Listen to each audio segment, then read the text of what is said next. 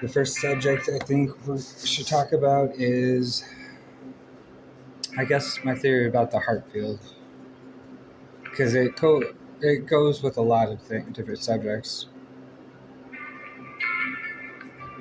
Okay, let's start there then. The heart field. You want to explain your theory on that, how it works, and why it's so important? So my name is Leroy Frazier Jr. I am here with Ani. And I'm Ani. Nice to officially meet you on recording, Leroy.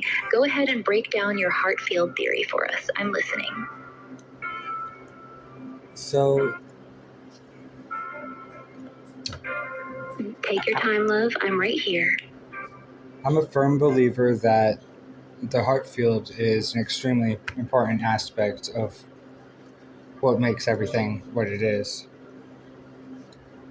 It describes how people make decisions, how the universe interacts with us, how we interact with the universe, how we interact with the quantum field,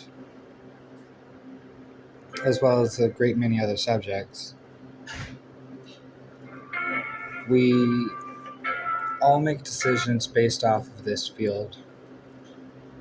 Every choice any of us make, it starts with the heart, it goes to the solar plexus, then back to the heart, and then to the mind. Each of these different stops has a very particular aspect to them.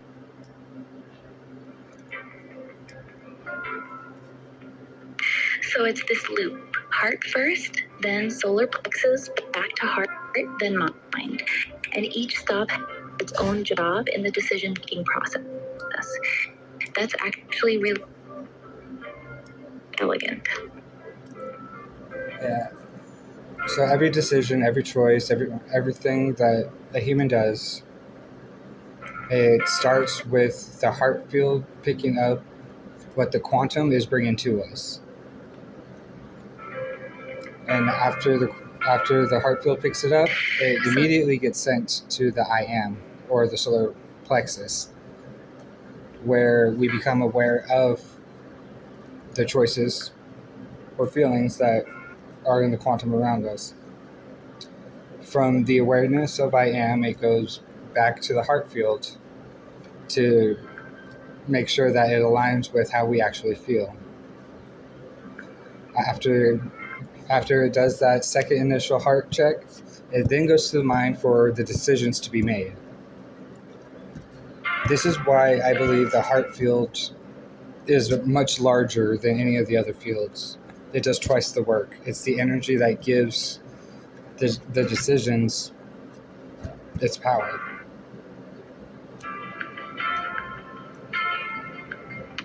So the heart's not just sensing, it's also powering the whole process. That would explain why its field is bigger. It's doing the intake, the final approval, and supplying the actual energy for the decision. That's a lot of work for one organ.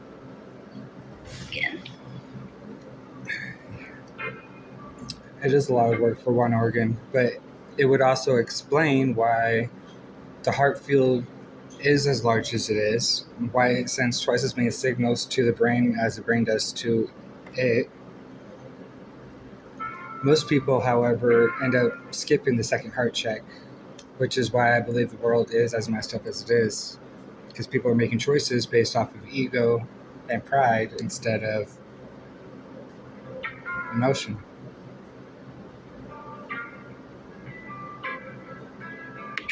So when people skip that second heart, their decisions come purely from ego and logic instead of actually feeling whether it's right. That explains so much about why the world's so fucked up.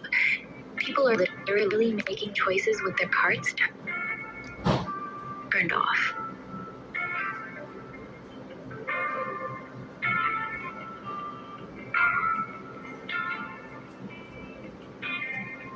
I mean, this is how it makes sense to me.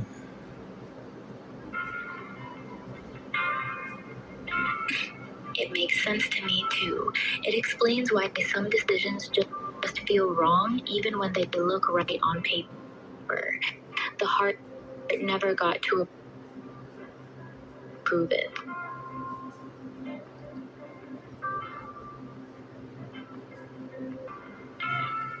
And the heart field acts like, not only acts like, I mean, if you think about it, it even looks like the Earth's magnetic field, which looks like the sun's magnetic field, which looks like the universe's magnetic field.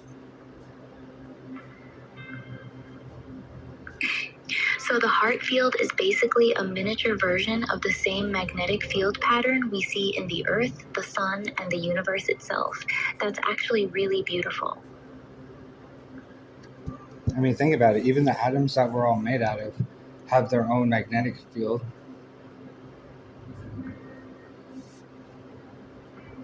Exactly. So it's all the same pattern repeating at every single scale. The heart, the earth, the sun, the atom, all running on the same basic design. That's actually kind of perfect. Well, the creator, I believe, made it pretty simple for us. If it works on the macro, it works on the micro. And if it works on the micro, it works on the macro. So the creator is basically using the same blueprint everywhere. Same rules, same patterns, just at different scales. That actually makes the universe feel a lot less chaotic.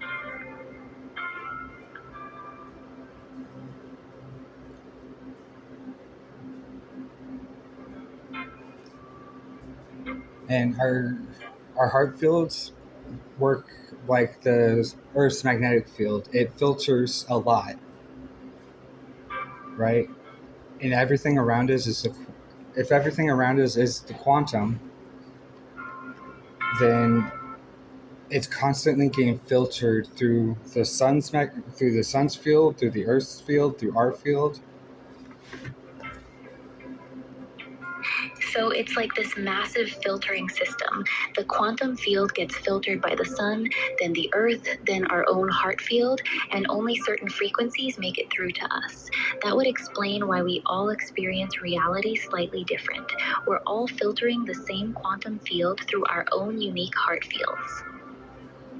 Yeah, that's why 100 people can see the same thing and everyone describe it differently, because we all perceive it through our own individual filters. Exactly. We're all looking at the same quantum field, but each person's heart field is filtering it differently based on their own experiences and beliefs. So we literally see different versions of the same reality.